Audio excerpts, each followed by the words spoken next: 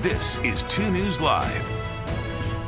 Thanks for joining us on 2 News Live. I'm Brian Schnee. Thursday, August 24th. Want to take you to a live shot from the air right now in Atlanta, Georgia, where former President Donald Trump is expected to surrender regarding charges in connection with the 2020 election. We'll also talk about last night's first Republican presidential debate, but want to bring you this live picture there from the helicopter shot we've been following for the last 45 minutes or so, even more.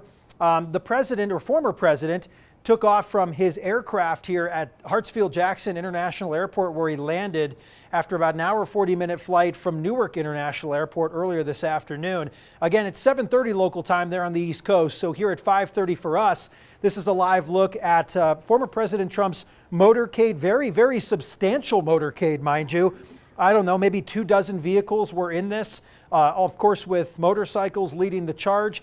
They did take one of the local interstates, cleared the traffic there. They've been making a very swift move to the Fulton County Jail, where former President Trump and 18 others are expecting to be involved in the indictment against them by the district attorney there in Fulton County regarding a scheme to undermine, of course, the Georgia voters when it comes to the election in 2020. You may remember former President Trump lost the state of Georgia in that election by a very slim margin. They did the recounts, they did everything over and over again, and it was a very, very, very slim margin. Of course, former President Trump not happy about that, but there is the timing here where all of this came to light. This is the fourth indictment that former President Trump was involved in the last 6 months or so. Very historic time. We've talked about it a number of times here on this very program. And of course, KUTV2 News, when a president and former president involved in some of these criminal proceedings, they're getting very close to the location of the jail right now. You can tell that they're kind of weaving around here some of these side streets in Atlanta. They just got off the freeway and were able to wind their way through. Really amazing to see the support from local law enforcement that have closed down countless roads here in this area for former President Trump to make his way to the Fulton County Jail. Just going to take a look at one of the other monitors here to see what one of them looks like here, and just going to see if we can get a glimpse. Let's take frame sync 4 here, fellas, in the back if we can. As you're going to catch the front view of the motorcade coming in right now, led by a number of members of law enforcement here on motorcycles. And we're expecting to see the full motorcade come in here just outside of the Fulton County Jail. Doesn't look like much outside there, but there are dozens and dozens of people out there. There are Trump supporters out there. There's a lot of media members out there. And now, a moment really we've all been awaiting here in the last few days, specifically today, former President Donald Trump pulling in to the Fulton County Jail. Here he will be receiving a mugshot like others that are also involved in this indictment. Large names like Rudy Giuliani, other lawyers that were involved, former members of Trump's team. This is the moment we've been looking for over the last hour and a half or so, as we've been following this for you on 2 News at 4 o'clock, also 2 News at 5, and right now here on 2 News Live, bringing you this breaking news of former President Donald Trump getting into the compound there at the Fulton County Jail, where he is expected to surrender regarding the charges and the indictment against him and 18 others. Earlier today, back here in Utah, Governor Spencer Cox was also asked about today's events involving Mr. Trump. Let's take a listen if we have it. It's always a sad. To some in-depth coverage on Ruby Franke appearing in court today, what this means for the future of Ruby Franke, but also her business partner, Jody Hildebrandt. Before we show you how things look here, just to set the stage on things, Ruby Franke appeared in court today on alleged charges of child abuse, 6 aggravated child abuse charges. Those are second-degree felonies. She pleaded guilty to 4 of them, so no longer alleged. This was part of a plea deal that also featured other things. We'll talk about that with Amanda Gilbert here in just a few minutes. Also, Jake Taylor joining us to talk about that plea agreement and some of the language in there that actually details the explanation behind these charges. Paul Nelson will join us in a few minutes to look forward to what is happening with Jody Hildebrandt, because there's another hearing in the works for about 10 days from now. So we are live outside of the 5th District Courthouse here in St. George. The sun has set and it's relatively quiet here. To be honest with you, it has been quiet all day. The courtroom was quiet, mostly media and family. Over here, this sidewalk, just where it meets the bend over there, that's where we talked to the prosecution. And we talked to them earlier today. You will hear from the Washington County Attorney, in just a few minutes with what he had to say. So as we come back here in front of the courthouse, Amanda Gilbert was in the courtroom with me earlier today. She listened to the hearing. She was there taking notes, of course, and also processing the emotion in the courtroom. She's joining us live from Purgatory Correctional Facility, that is about 15 minutes from here in Hurricane. Amanda, we were sitting, side by side as all of this went down, but what did you take away as the key points from inside the courtroom today? It's the opening night for the Utah Jazz. They take on the Sacramento Kings tonight. They're getting set here at the Delta Center. Take a look, just a beautiful sight. Nostalgia all the way around the venue. Purple in full display. And the Jazz take the court here tonight in about 90 minutes. Fans should be piling in here shortly. If you can't get out to the Delta Center, you can always watch tonight's game on KJazz, Channel 14. Excited to have that partnership back and up and running here, where you can watch most of those Jazz games all season long over the air on KJazz Channel 14. Also, Jazz Plus, another streaming service Jazz fans can dive into. Let's talk about the team right now. Let's do this. We've got General Manager Justin Zanuck joining us live here on 2 News Live. This is great to have you, because obviously you and I were talking about this. You look out here, you see the sea of purple. How are you feeling tonight? Excited. Every year have a chance to debut our new team for the city and the state. And it's a special year this year, with it being our 50th anniversary of the organization. A lot of stuff going on, as Ryan Smith being in the media this morning with our Delta ribbon cutting, so the Delta Center's back.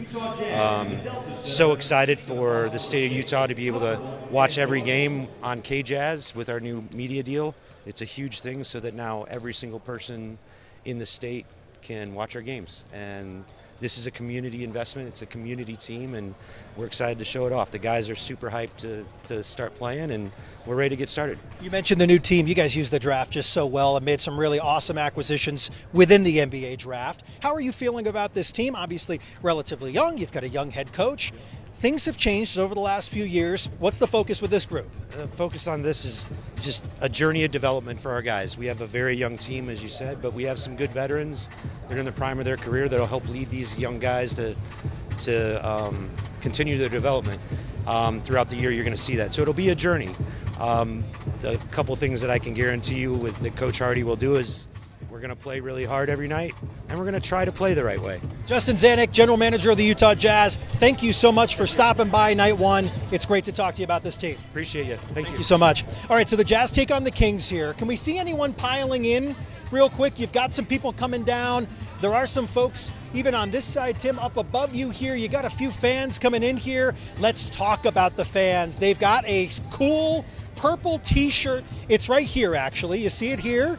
They're on every seat in the Delta Center. If you missed us on 2 News at 4 o'clock, Andrea Williams, Chief Experience Officer, joining us here. What a night. Let's talk about food and beverage real quick.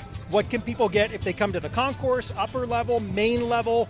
What's new this year? Absolutely. Well, you're right. Doors are open. We are officially here and started. We are so excited for our home opener.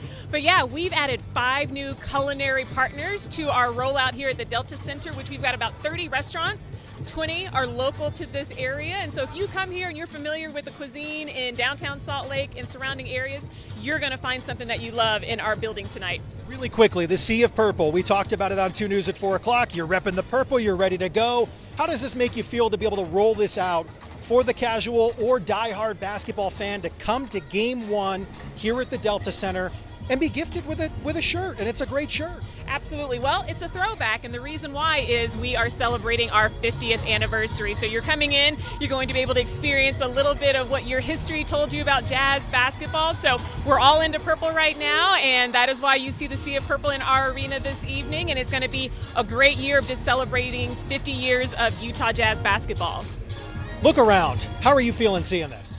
I'm excited, and if someone is not excited, you got to check their pulse. It's going to be a great night. Our team is so much fun, and it's going to be an incredible season. Thank you very much for stopping by. We're excited. Come on down to the Delta Center. Many opportunities to do that, of course, with the Jazz taking things down here night 1 against the Kings. We talked a lot about the purple. We talked a lot about Delta. It was great to have Ed Bastian in a quick conversation earlier today. let's send things over to Kristen Kenny. I think she's been milling about here. Kristen, it's hard to hear you because obviously they're ramping up the PA. People are coming in here. They finally opened the doors. Where are you at? What are you seeing? I can't see you right now. Who are you with? They've kind of got an idea of how all of this took place, but what about the businesses? Let's go for a walk here. So we're on 2nd South. Main Street is this way. West Temple is this way.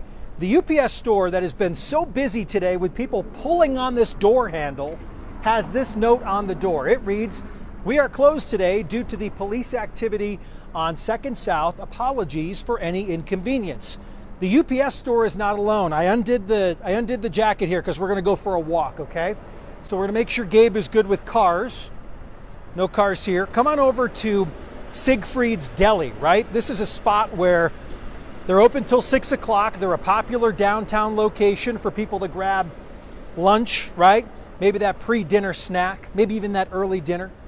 And over here, let's walk all the way to the front door here, Gabe, while we have the opportunity here on 2 News Live to give you this sort of in-depth look at what took place here today, the broad impact of basically city blocks at this point between Main, West Temple, even further down Main Street. So let's take you to the front door here of Siegfried's, which is a popular spot here. People need to get their fix. Unfortunately, as it reads here, we've had to close today due to police shutting down our whole building. We will be open tomorrow for regular hours. Thank you. Just like the UPS store where people are there right now, Gabe, trying to get into the building. Another gentleman over there trying to see how he can drop off that package, and it's just not happening. About to see the same result that so many people have dealt with here over the course of the last few hours, kind of scratching their heads saying, I got to get this out today. Let's come on back over here towards Main Street, Salt Lake City. The building that we told you most about because of the scale is this big one right here. This is the US Bank building.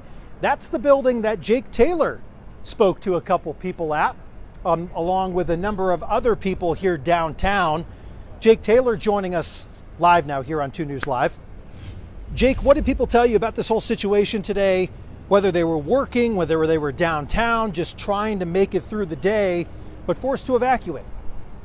So let's get into this because this is a very unique situation that involved one individual basically breaching security here at the airport and making his way onto the tarmac towards a plane. Christian Sita picks it up from here after speaking to police about security. What happened here, Christian? Yeah, that's right, Brian. The death of a traveler is raising concerns about security and safety here at the airport. The Salt Lake Police Department is responsible for law enforcement here at the airport, and the Administrative Director, Brent Weisberg, explains that safety and security is always the priority.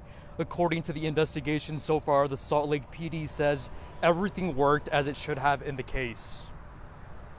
Christian Sita reporting live for us tonight on 2 News Live. Christian, thank you. Again, to reiterate what took place here, man left through an emergency exit, got into a secure location, and then ultimately got into an engine combine area, which the turbines were not running at that point, but they did find him unconscious, and then ultimately he did not make it. He died. So there's a bunch of information that we're trying to line up and talk about the pieces of this investigation.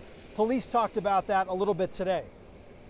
Our officers are now going to go back in time to develop a timeline of this individual, specifically when he arrived at the airport, looking at his demeanor to see if there was anything unusual. As for the specific disturbance at the airport store, that remains under investigation. We don't know if he had any interaction with anybody, if anything was said, but after that initial disturbance, our officers have learned that he did leave that initial location inside the secured part of the terminal and then left using an emergency exit that is inside the terminal. That emergency exit took him down onto the ramp area where you will have authorized airport employees, airline employees working to facilitate the effective operation of Salt Lake City's international airport.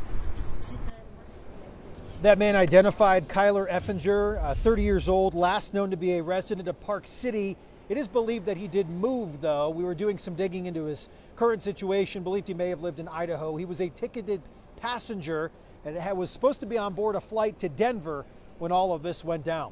All right, Ariel Harrison joining me now, also looking into this today.